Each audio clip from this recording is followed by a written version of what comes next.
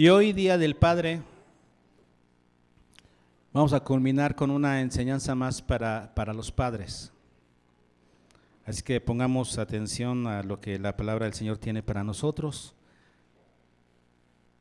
Podríamos hablar específicamente al papá, pero este tema aplica a ambos, papá y mamá. Así que pongan atención. Y los que aún no son, que son jóvenes, decíamos, pues van a ser papás, mamás algún día, así es que pongan atención, ¿no? Tarde o temprano, y algunos más temprano que tarde, van a llegar a ser papás, pongan atención, ¿ok? Yo creo que a través de los años que tenemos, pues ya aconsejando, ayudando a matrimonios, en la educación de los hijos y dando clases a este respecto también, nos encontramos que un obstáculo mayúsculo que imposibilita a muchos papás para educar a sus hijos, para cumplir con esa responsabilidad de la crianza, un obstáculo mayúsculo que los papás tienen muchas veces es, sin lugar a dudas, los yerros de su vida pasada, sus errores, los errores que cometieron. Porque ellos piensan, bueno, ¿cómo voy a corregir a mi hijo en algo en lo que yo mismo caí? Si yo caí en eso, entonces ¿cómo voy ahora a decirle a mi hijo que no? Si yo también fallé en ese asunto. Y muchos papás inclusive piensan, es una debilidad que seguramente yo mismo le pasé a mi hijo, le inculqué esa debilidad con mi educación. Yo soy responsable y ahora ¿cómo lo voy a disciplinar en ese sentido? Entonces, esto se vuelve una imposibilidad para muchos padres en su labor de crianza. Creen que no pueden educar a sus hijos porque ellos cometieron los mismos errores. Inclusive hasta ellos fueron los que fomentaron las situaciones para que el hijo cayera en eso. Y en cierta medida es cierto, porque los padres con nuestras debilidades inculcamos esas mismas flaquezas a la vida de los hijos. Ya lo dice Éxodo 25, ¿no? Que el Señor, que es fuerte y celoso, visita la maldad de los padres sobre los hijos hasta la tercera y cuarta generación. ¿A qué se refiere ese pasaje? A que existen las maldiciones generacionales, ¿no? No. Lo que significa es que las debilidades que los padres tenemos las vamos inculcando a nuestros hijos, aún sin un pizarrón, sin dar una clase, simplemente por manifestar esas debilidades, y nuestros hijos las ven, las aprenden. Esas debilidades se van pasando de generación en generación. Por eso es muy clásico, ¿no?, que en una familia en la que el padre, por ejemplo, fue alcohólico, pues muchos de los hijos sean alcohólicos. Donde hubo esquizofrenia, esa debilidad mental, haya una situación familiar, una debilidad que haga que los hijos también la manifiesten.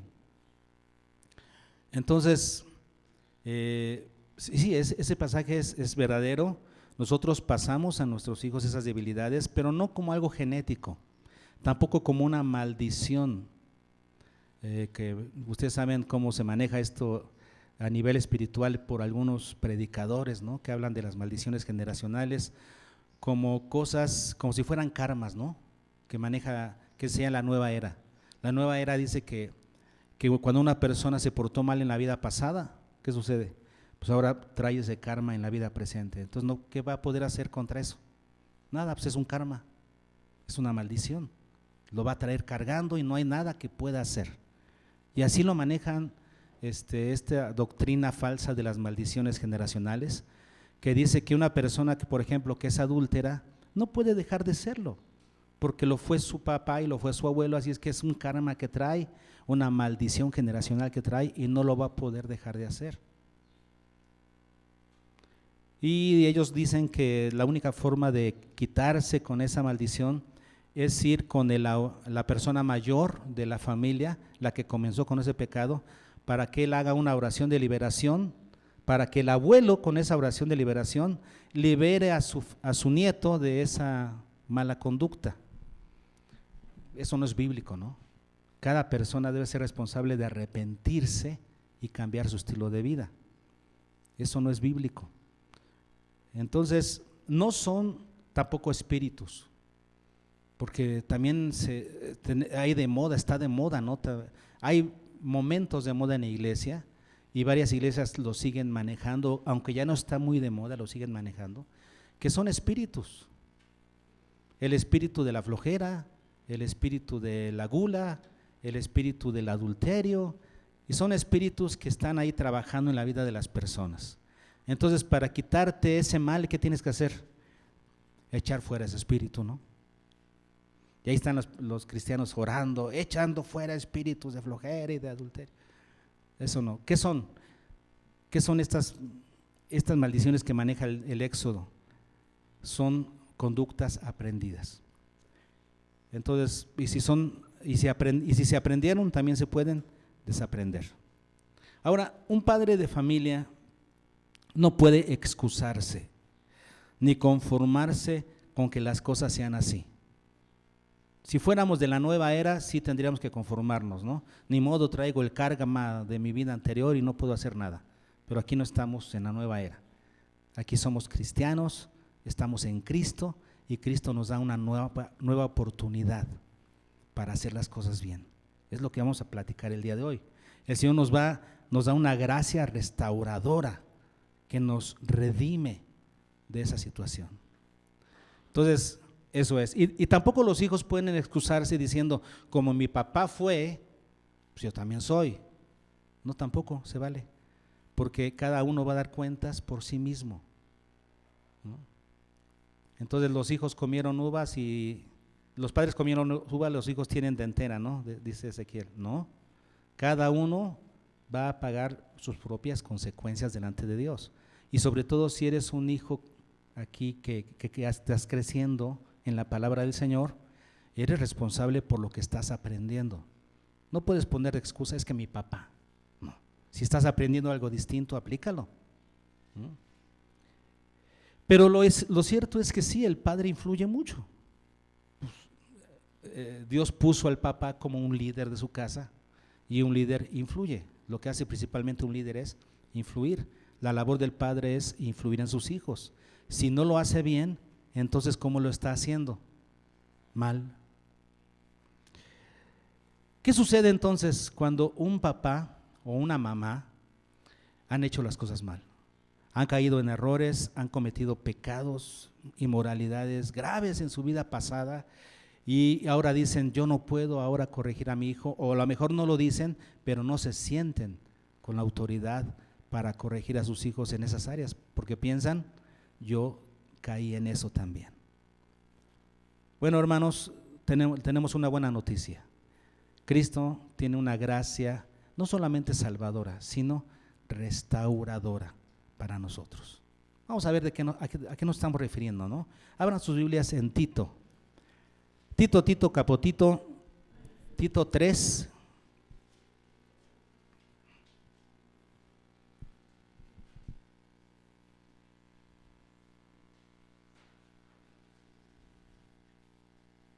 ¿Ya?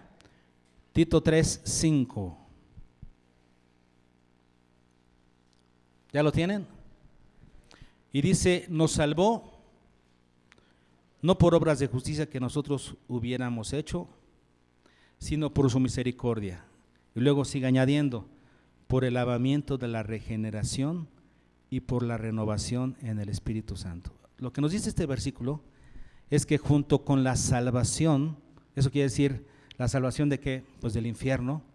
Junto con esa salvación que nos da Cristo Jesús, de que con su muerte nos redimió para pagar el precio y ya no tengamos que ir al infierno, sino ahora podemos ir al cielo. Junto con esa salvación, el Señor también hace un trabajo en nuestra vida personal. Dice que nos lava para la regeneración y nos renueva en el Espíritu Santo. Dos obras maravillosas que hace el Señor. ¿Cuándo? El día que creímos. El día que creíste al Evangelio, el Señor hizo dos cosas impresionantes en tu vida.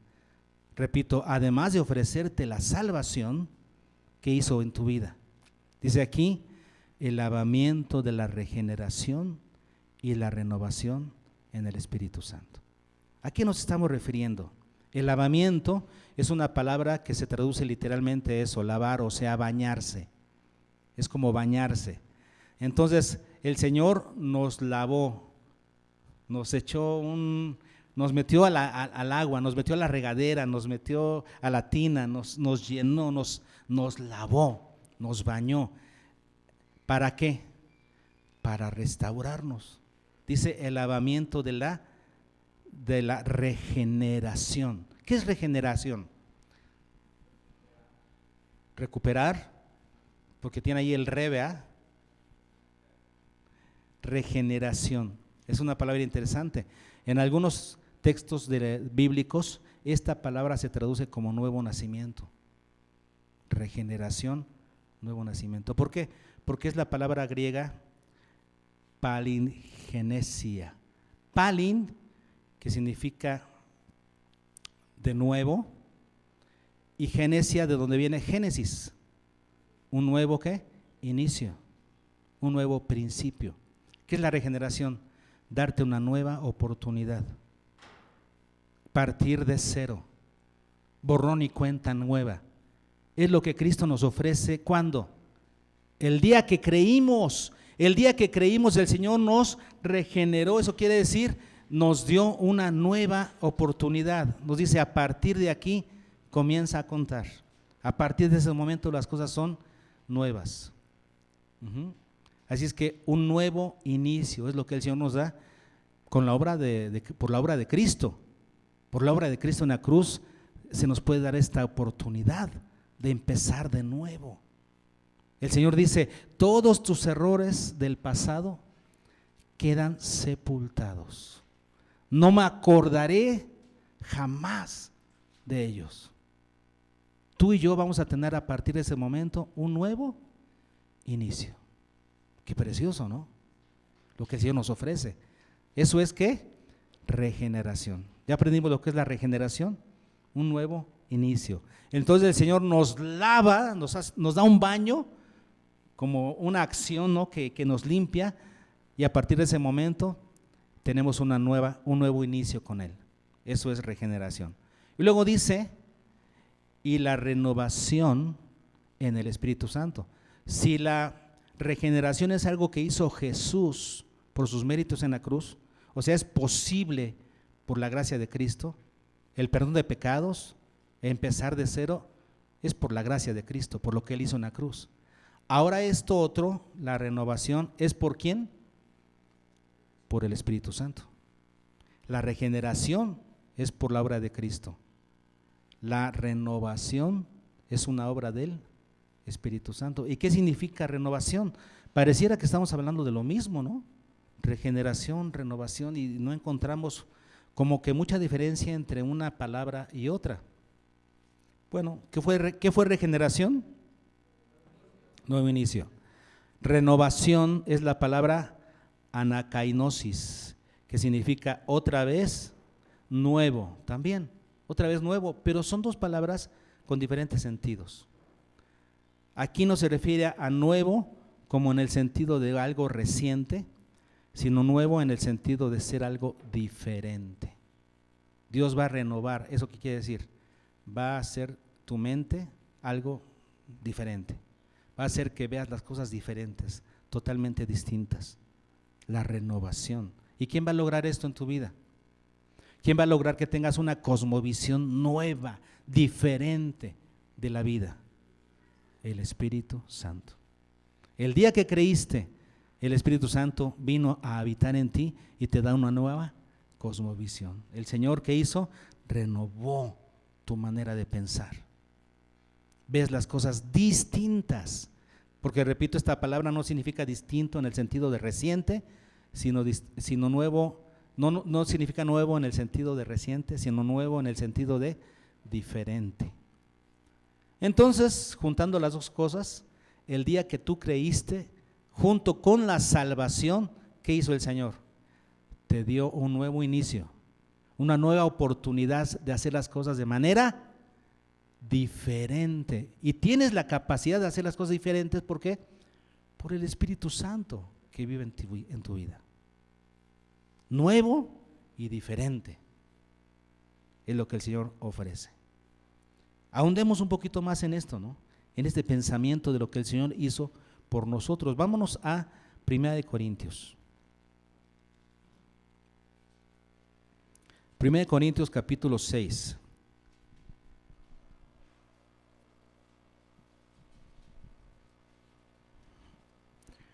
Primera de Corintios 6 y leemos los versículos 9 y 10. Vean esta lista de pecados, a ver si ustedes se identifican con alguno de ellos, ¿no? ¿Alguno de estos habrá sido su yerro, su falta en el pasado o tal vez en el presente? Dicen los versículos 9 y 10. ¿No sabéis que los injustos no heredarán el reino de Dios? No erréis. Y aquí comienza la lista. ¿Listos para la lista? Ni los fornicarios. ¿Qué es fornicación?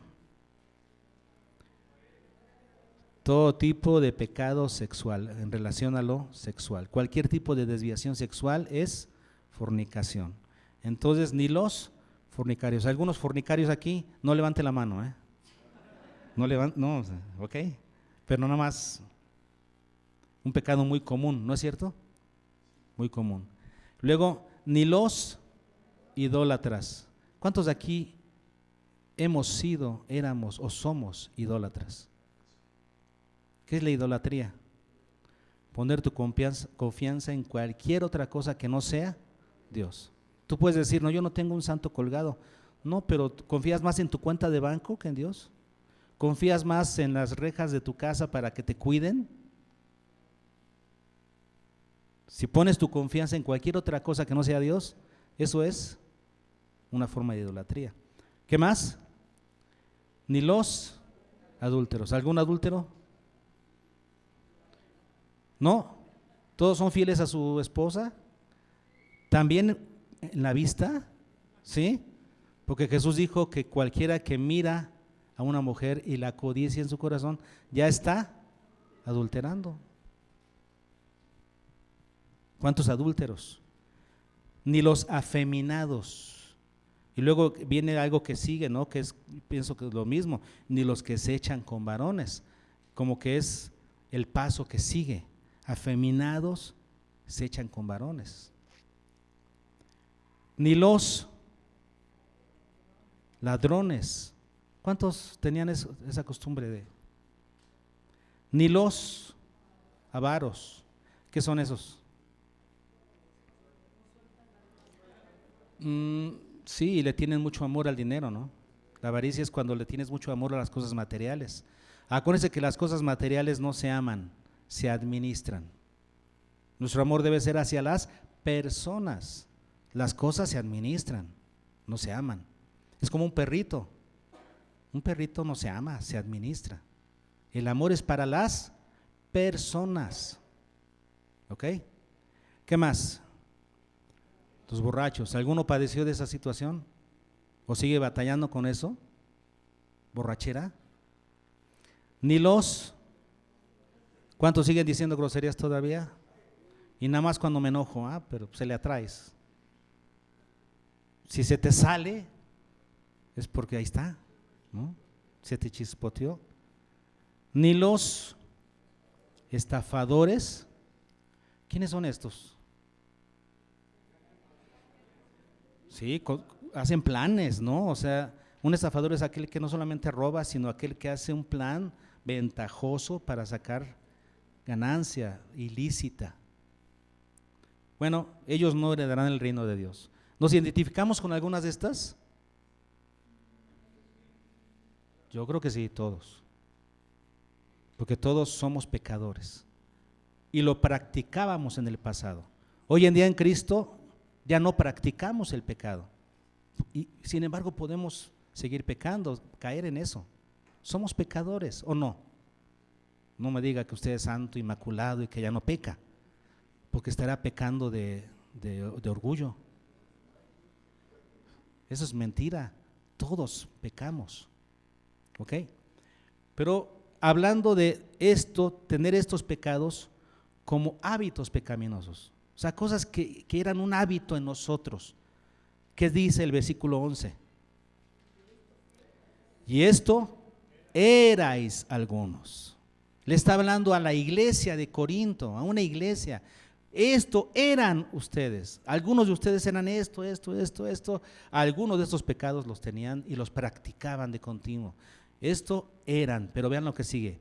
Más, ya habéis sido lavados, ya habéis sido santificados, ya habéis sido justificados en el nombre del Señor Jesús y por el Espíritu de nuestro Dios. O sea, por la obra de Cristo y por la obra del Espíritu Santo en la vida del creyente, ya hemos sido, como dijimos, la salvación incluye la santificación, la justificación.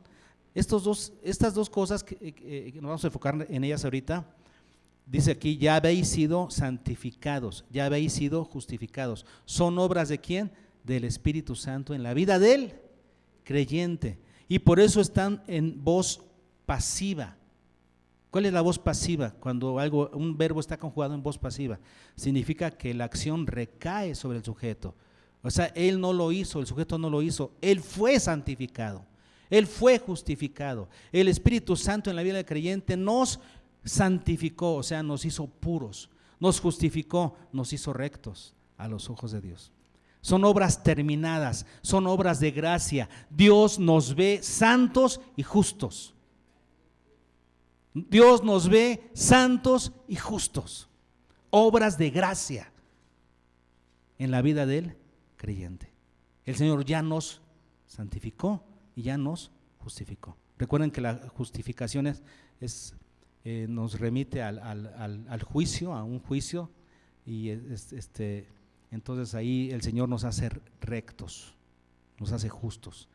Y la santificación nos remite al culto, ¿no? A lo espiritual. Dios nos hace puros cuando éramos impuros. Son obras de gracia. Sin embargo, la primera, donde dice Pablo, mas ya habéis sido lavados, pareciera que está conjugándose igual, ¿no? Porque dice, ya habéis sido santificados, ya habéis sido justificados, y dice, y ya habéis sido lavados. Pareciera que está conjugada igual en voz pasiva. Sin embargo, no. Este verbo lavados está en tiempo imperfecto, voz media. Para los que les gusta un poquito acerca de la gramática griega. ¿Qué es tiempo imperfecto?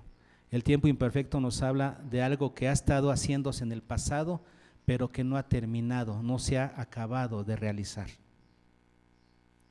Está en tiempo imperfecto. ¿Cómo? En vez de decir, ya habéis sido, que nos da a entender como si fuera una acción terminada, ustedes ya fueron lavados, no, pero está en tiempo imperfecto. Una acción que se ha estado realizando en el pasado, pero que no ha concluido. ¿Cómo lo decimos? Ustedes hasta ahora, y luego está en voz media. ¿Cuál es la voz media? Cuando el sujeto realiza la acción y recae sobre él mismo. Es como decir, yo me pateo. ¿Te puedes patear a ti mismo? Bueno, sí se puede, ¿eh? Es la voz media, yo me pateo.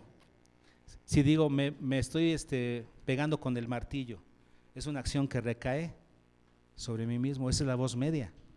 Entonces aquí está así, ustedes, dice aquí el texto, ya habéis sido lavados, pero ¿qué es lo que debiera de decir? ¿Cómo debiera de traducirse esto de una manera más literal? Hasta ahora ustedes se han lavado, ustedes se han lavado. ¿De qué nos habla esto? De que dentro de este proceso de santificación nosotros tenemos una parte. Si bien Dios ya nos santificó, o sea, nos ve santos, esa es una obra perfecta que Dios ya hizo. Dios nos ve santos para que así el día que nos presentemos delante de Él podamos tener libre entrada al cielo. Esa es la obra de Dios. Sin embargo, en la realidad, en esta vida terrenal, nosotros estamos trabajando, luchando todos los días por limpiar nuestra vida, por santificar nuestra vida. Eso es algo que nosotros tenemos que hacer. Es nuestra participación junto con Dios. A esto se refiere aquí. En vez de decir ya habéis sido lavados, tendría que decir hasta ahora ustedes se han limpiado y lo van a seguir haciendo. Es una acción que ha quedado inconclusa hasta hoy porque siguen con vida. ¿Cuándo se va a terminar esa labor nuestra de estarnos lavando? El día que muramos, ahí sí ya se acabó. Lo que hicimos en vida, hasta ahí fue. Y nos vamos a presentar delante del Señor. Y el Señor en el tribunal de Cristo va a ver cómo lo hicimos.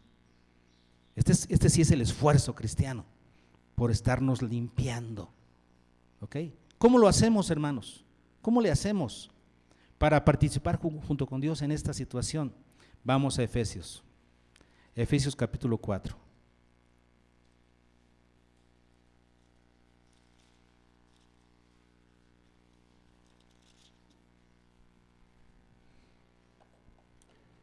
Y desde el versículo 17 en adelante, dice el apóstol Pablo, esto pues digo, ¿y qué?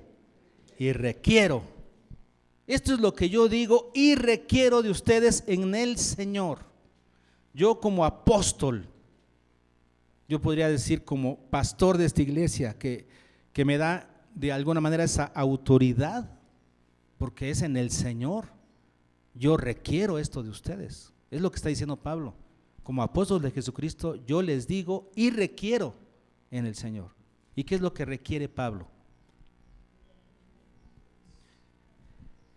Que andéis, no, que ya no andéis como los otros gentiles.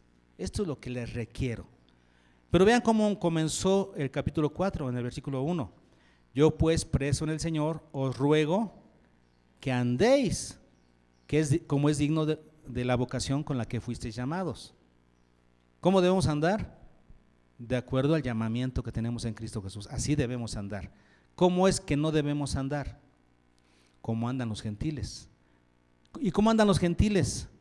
Andan en la vanidad de su mente. ¿Me van diciendo qué más? O sea, pensando cosas vanas, ¿no? ¿Y qué son cosas vanas? Sin valor para Dios, sin provecho para Dios. De acuerdo a los pensamientos de Dios, cosas vanas. Así andan los gentiles, en la vanidad de su mente. ¿Qué más? Teniendo el entendimiento entenebrecido. Eso quiere decir, están en tinieblas, no saben para dónde van. No les queda claro hacia dónde deben ir. Hasta que nosotros estamos en Cristo, tenemos la palabra, y la palabra ¿qué es? Lámpara a nuestros pies. Ahora sí sabemos a dónde ir. Los que no están en Cristo no saben a dónde van. Su entendimiento está en tinieblas, entenebrecido. ¿Qué más? Ajenos de la vida a la vida de Dios. ¿Qué significa ajenos? No tienen nada que ver con Dios. Nada que ver, separados de Dios. Así están. ¿Qué más? ¿Por qué están ajenos a la vida de Dios? Por la ignorancia que en ellos hay. Ignoran la palabra de Dios, por eso necesitan que se les predique. ¿Pero por qué son ignorantes? Porque podríamos excusarlos, ¿no? Es que viven así porque ignoran, pues no saben, hay que excusarlos. No, pero ¿por qué ignoran? Por la dureza de su corazón. Han escuchado, se les ha hablado, han tenido testimonio, pero son duros. ¿Qué más? Entonces, perdieron toda sensibilidad. ¿A qué se refiere aquí? Su conciencia está endurecida. Su conciencia ya no les habla. La conciencia se ha endurecido. O ellos se han resistido a la voz de la conciencia. Entonces perdieron toda sensibilidad. ¿Cuál es el resultado de eso? Se entregaron a la ¿qué? A la lascivia, o sea, a pensamientos impuros. ¿Qué es lascivia? Pensamientos impuros. ¿Para qué? El resultado de darles rienda suelta a la lascivia, ¿cuál es? Para cometer con avidez. ¿Qué significa con avidez? Apresuradamente significa sin freno. Con avidez significa sin freno. Es como un carro que no trae frenos. para cometer con avidez toda clase de impurezas. Este es el retrato de alguien que no está en Cristo. ¿Está bien? Alguien que no está en Cristo, así está.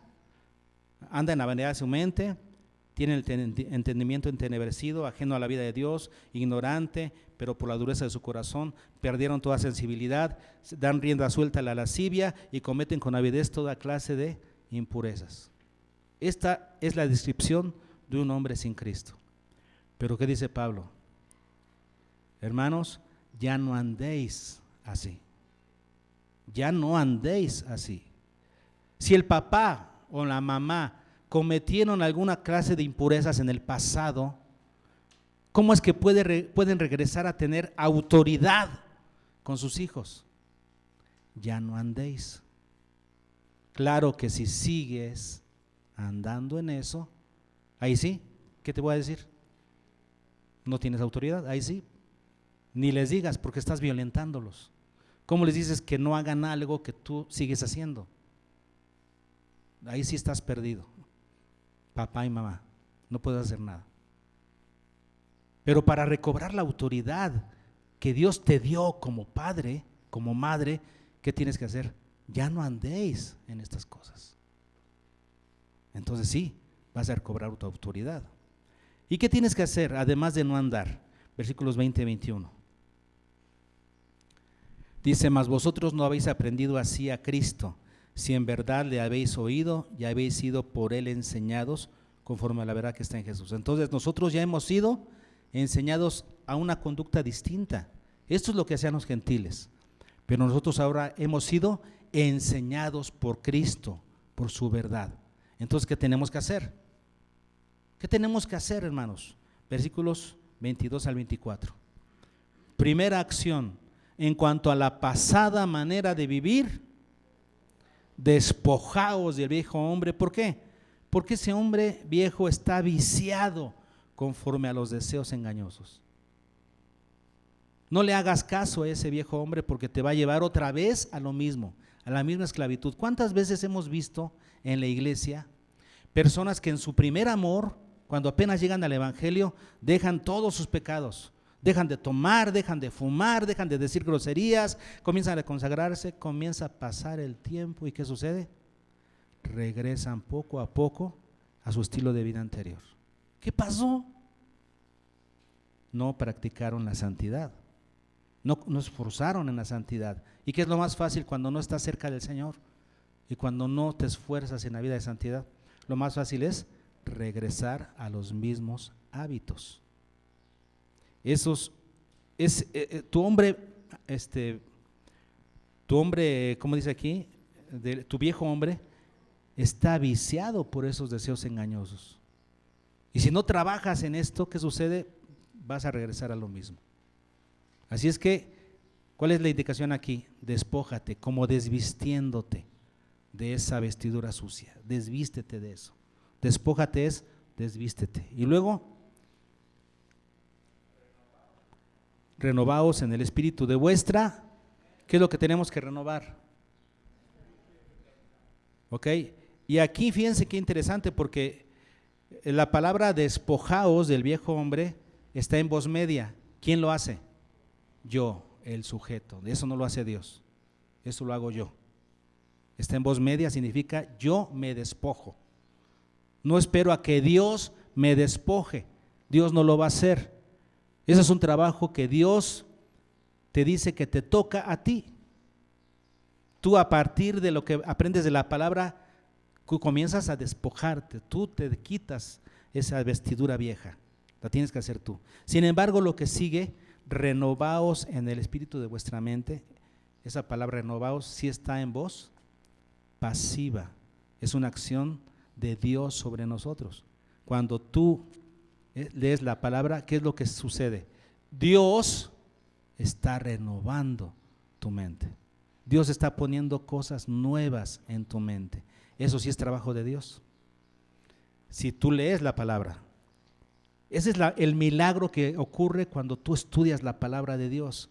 Por eso no debes de dejar de estudiarla todos los días, porque así le estás dando herramientas a Dios para que Él cambie tu mente.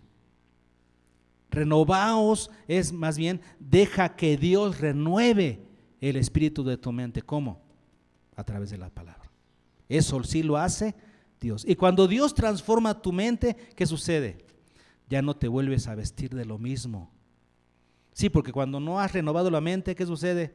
Te desvistes de algo feo y luego vas y te pones otra cosa igual de fea y te la pones. Igual de fea porque no cambiaste tu manera de pensar. Pero te desvistes del viejo hombre. Luego Dios transforma tu mente, renueva tu mente. Ahora, ¿de qué te vas a vestir? De algo nuevo, de algo diferente.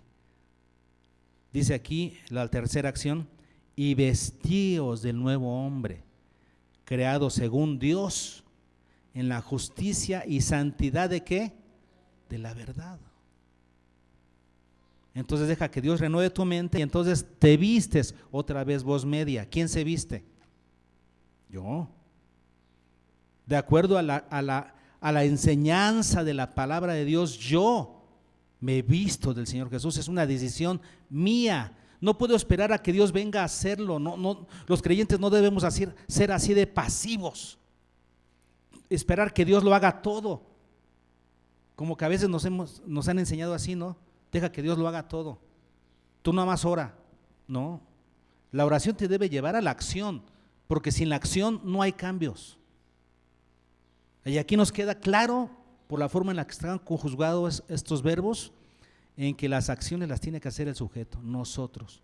Yo me debo desvestir y en base a la renovación que hace el Señor en mi mente, yo me debo vestir del Señor Jesús. Es algo que me toca a mí. Ahora, ¿qué sucede, hermano? Cuando yo me desvisto del viejo hombre, cambio mi mente y yo me visto del Señor Jesucristo. ¿Qué sucede en mi vida? Vean lo que sigue diciendo el versículo 25. Por lo cual significa, si tú haces esto, ¿sí? Te desvistes del viejo hombre y te vistes del nuevo hombre, dice aquí, desechando la mentira, hablad verdad cada uno. ¿Cómo eras antes? Mentiroso. Ahora, ¿cómo eres? Hablas verdad con tu prójimo. Esta es la transformación que sucede. Ya no eres un mentiroso. Es lo que sucede en tu vida cuando viene esta renovación. Cuando tú te desvistes y te vistes del Señor Jesús. Eras un mentiroso, ahora hablas verdad. ¿De qué nos habla el versículo 28? El que hurtaba, no hurte más, sino trabaje con sus manos para lo que es bueno. Luego dice, ¿para qué? Para que tenga que compartir con el que padece necesidad. ¿Qué cambio? El que hurtaba, el que quitaba a otros, ¿ahora qué? Trabaja para dar a otros. Este es el cambio que opera en la vida del creyente. Hurtaba, ahora trabaja y da. Si el Señor ha operado eso en tu vida, está recobrando en ti, te está dando nuevamente la autoridad que te arrebató el hierro, la vida pasada, los errores del pasado, te arrebataron esa autoridad, pero el Señor en su gracia te está renovando. ¿Para qué? Para que tengas esa autoridad nuevamente y puedas corregir a tus hijos. El que hurtaba, ahora trabaja. Versículo 29.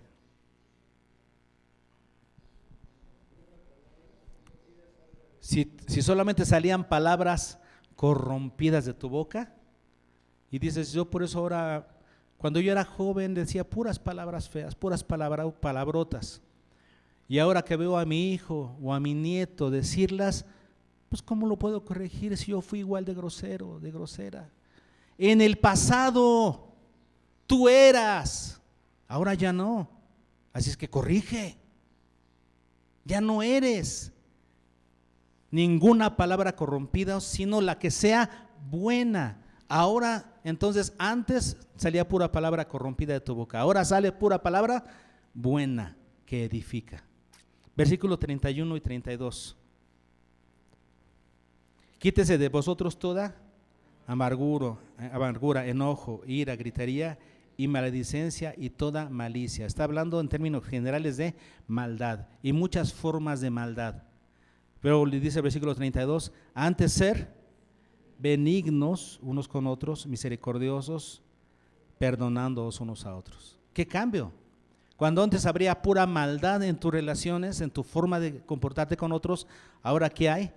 Pura benignidad en tu trato con los demás. ¿Qué estamos diciendo con todo esto, hermanos? Como puedes ver, padre de familia, madre de familia, Dios te da las herramientas para que recobres tu autoridad.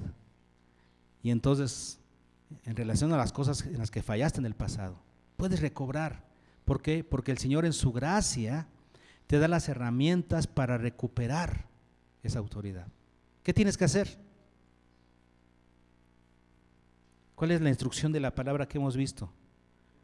Dice, pero esto eran, ya no anden en esas cosas. Esto eran antes, ya no anden en ellas. La clave está entonces en despojarnos del viejo hombre y vestirnos de nuevo.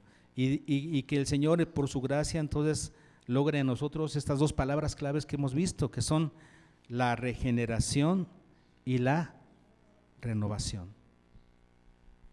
Porque el Señor, el día que creímos, nos dio un nuevo inicio. Y por el poder del Espíritu Santo puede hacer todas las cosas nuevas en nosotros. Nuevas. Es que tenemos todas las herramientas, hermanos, para recuperar eso. Solo tienes que aceptar el perdón de Dios. Y no que tú perdones tú, porque por ahí está de moda que perdónate a ti mismo, porque Dios ya te perdonó, ahora perdónate tú. ¿Y dónde dice la Biblia que te perdones tú? Perdónate tú. ¿Con qué autoridad? ¿Quién te da esa, ¿cómo se le llama? Esa capacidad, esa jurisdicción para que tú te perdones a ti mismo. Si tú fallaste, no, tú no debes perdonar, debes aceptar el perdón de Dios, punto. Eso es suficiente para que tú dejes el pasado y comiences a caminar en una nueva vida. ¿Qué tienes que hacer? Toma las armas espirituales, el Espíritu Santo y la palabra, para dejar a un lado los malos hábitos pecaminosos que te han marcado en el pasado y comienzas a construir una nueva relación con Dios basada en la obediencia. Y comienzas a caminar como es digno del llamado que Dios te ha hecho en Cristo Jesús. Recuerda que eso eras antes, pero hoy ya no andas en eso. Ahora bien, si sigues andando en eso, arrepiéntete ya, hoy. No dejes que las cosas sigan creciendo. Deja ese vicio, deja esas palabras, deja esa infidelidad en tu vida. Deja esa situación que te está llevando a que seas atado por hábitos pecaminosos, porque ciertamente tus hijos van a aprender de eso y cuando ellos lo estén cometiendo, tú no vas a sentirte con la autoridad para reprenderlos y para disciplinarlos. Ciertamente, si sigues en ello, ahí sí no hay nada que hacer. En Cristo Jesús tienes dos cosas: un nuevo inicio y un inicio diferente para cosas distintas por el poder del Espíritu Santo. Entonces hay que aprovechar esta oportunidad que tenemos en el Señor de hacer todas las cosas nuevas, que hace todas las cosas nuevas para nosotros. Y hay que caminar en el perdón y la restauración que el Señor nos da por su regeneración y su renovación en el Espíritu Santo. ¿Ok?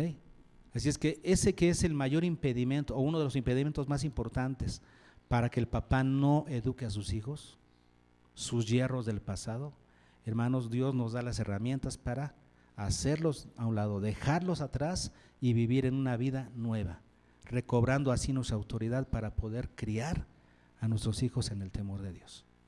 Tomemos eso, ¿no? Esa oportunidad que Dios nos da en Cristo Jesús. Tomémosla.